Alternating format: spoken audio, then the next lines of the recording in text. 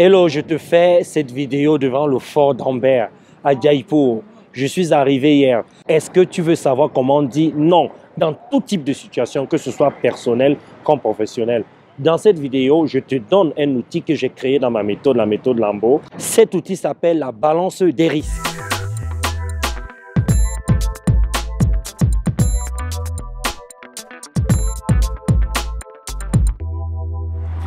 Hier, je suis arrivé à Jaipur chez l'habitant. Ce qui m'a le plus marqué chez les Indiens, c'est l'accueil. Quand tu arrives chez un Indien, quand tu es un étranger, il t'accueille. Il est vraiment respectueux. Tu sens le vrai dans sa façon de faire, dans ses yeux, dans ses gestes.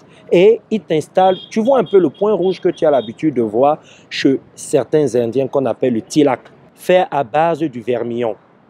Et ensuite, ils m'ont attaché, tu vois, je ne sais pas comment on l'appelle, c'est pour te souhaiter la bienvenue. À un certain moment, il y a une dame qui me ramène un plateau avec un verre d'eau. Et là, je commence à me sentir mal. J'ai une pensée qui me dit, mais Brian, tu ne vas pas boire cette eau. Parce que depuis Paris, je sais qu'il ne faut pas boire l'eau qui sort du robinet en Inde, parce que ça nous fait mal au ventre. Alors, j'ai toujours dans mon sac 2 ou 3 bouteilles d'eau minérale. Et j'ai une autre voix qui me dit, mais Brian, c'est pas grave. 1-2 gorgées, ça ne va pas te faire de mal. Et là, je ne sais plus quoi faire. Alors, quand je me retrouve dans cette situation, j'utilise automatiquement mon outil qui s'appelle la balance des risques. Pour la déclencher, je me pose la question suivante. Qu'est-ce qui va le plus me faire souffrir? Est-ce que c'est dire non à cette personne qui est en train de bien m'accueillir, qui me donne l'eau qui est la meilleure boisson du monde? Ou alors, c'est consommer cette boisson et avoir une intoxication alimentaire par la suite?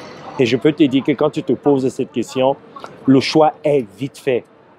Et cette question m'a donné la force, le courage. Et c'est comme ça que j'ai pu dire à cette dame avec amour et avec fermeté et souplesse en même temps que je suis désolé, je ne peux vraiment pas boire votre eau parce que j'ai un ventre fragile. Mon estomac ne supporte pas l'eau du robinet qui vient de l'air. Le fait de lui avoir dit ça avec amour, ça a tout changé.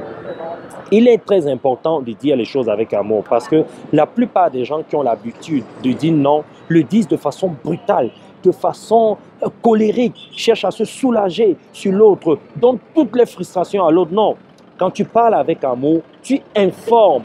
Donc, je n'ai fait qu'informer cette dame, ces personnes qui m'ont accueilli. Et c'est ça qui a fait en sorte qu'on a eu une bonne relation et je me suis senti bien. Parce que je n'aime pas me sentir mal. Je n'aime pas quand, à l'intérieur de moi, j'ai des émotions négatives. Je n'aime pas me retrouver entre deux eaux. Est-ce que je dis, est-ce que je dis pas? Est-ce que je dis oui? Est-ce que je dis non? À un moment, il faut faire un choix. J'ai fait mon choix. Je lui ai dit non, mais avec amour.